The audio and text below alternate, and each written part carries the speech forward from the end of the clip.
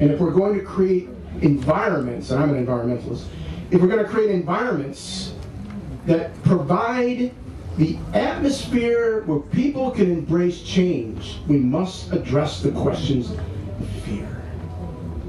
Because people who live in fear resist change. There are places they don't go, people they avoid, situations that they resist. Our little shelter in our little town, our little shelter.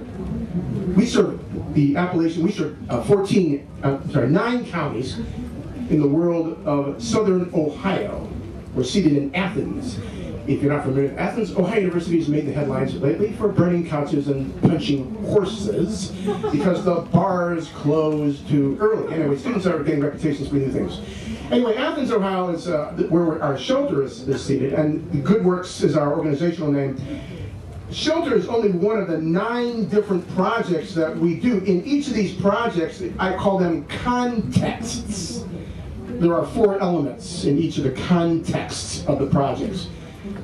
The 4 elements, if you're following my train of thought, all answer the questions that Jesus raises in Luke's gospel.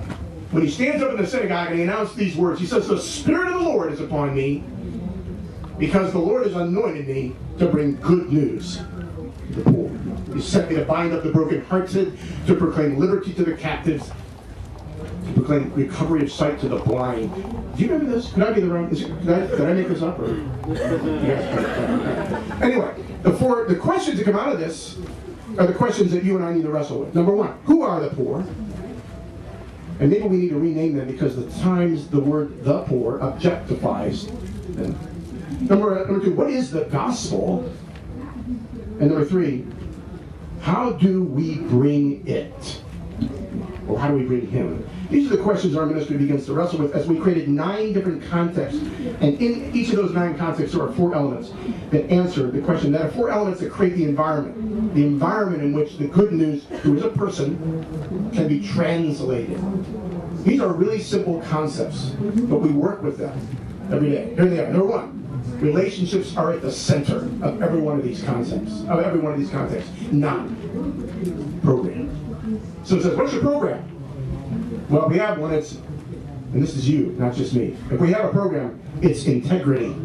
That's our program. Right? Number 1, relationships are always at the center. Number 2, trust is the major focus of every person that we are extending our lives into. We come as learners always, and trust.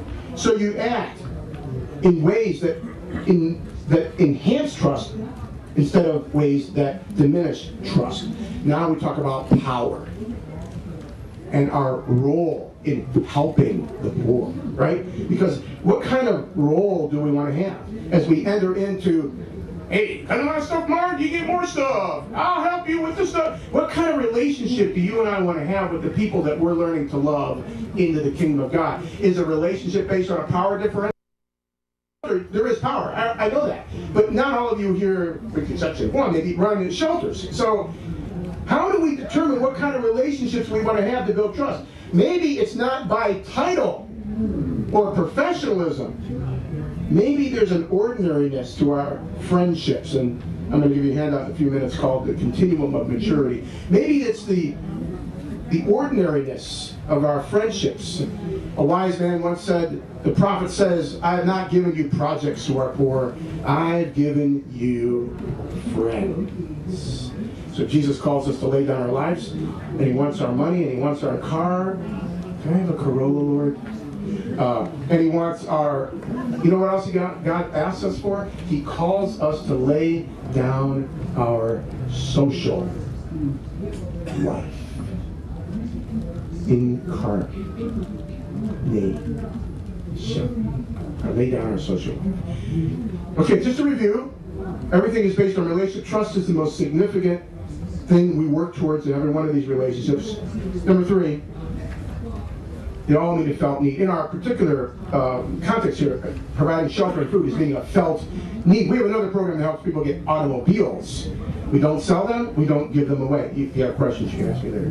And we have other context. So they all need a felt need. But the last part of the context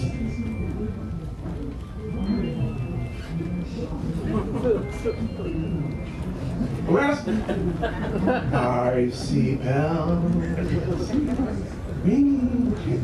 The last part of the context is there's a map inside every one of these contexts. Remember, the context answer the question, who are the poor, what is the gospel, and how do we bring it? The last one is there's a map inside every one of them. And the map says, it shows everyone a way that they can graduate from being a recipient to becoming a participant in something that's larger than themselves. Where there is an opportunity for identity change. Oh, he must be the poor homeless guy that we've been hanging around with for the past... No. See, actually, we work to change the identities, the stigmas, by inviting people to participate on all different levels. Ownership. Fear. Remember that part of the story? We're back to that? Okay, so here we are. I'm learning how to strip tobacco. I didn't sleep well. I'm in a little farm outside of Lexington called Georgetown. And the boss comes around and says the following. Boy! Kentucky, right? Okay.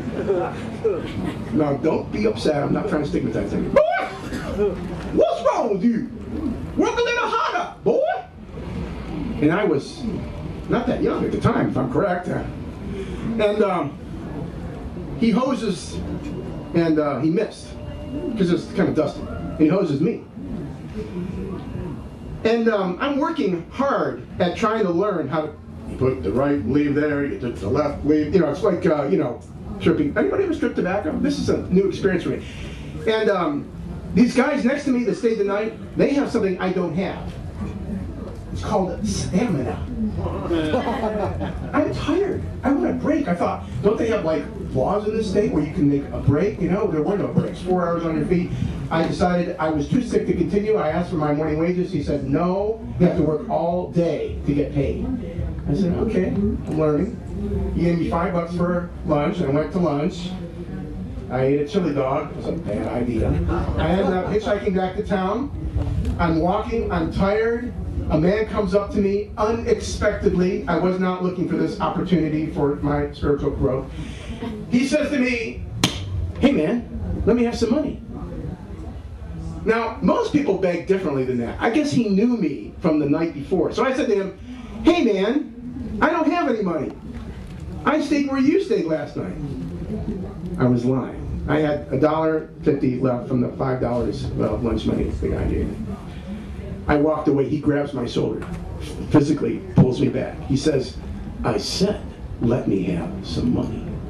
Now, I don't know if you've been in a situation like that recently, but it changes your emotional balance. Your heart begins to speed up. And so I did the only thing I could do better. I lied again. I said, much more emphatically, I don't have any money, man. I stayed where you stayed last night. Hoping he would believe me with a little more enthusiasm. But I was lying.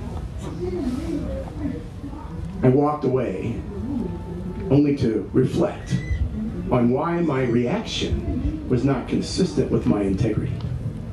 And in a flash of a second, something came to my understanding that I never learned in a book or a seminar. I learned that I lied in order to survive. And there and then, I understood the mission statement of the homeless. And that survival changes you.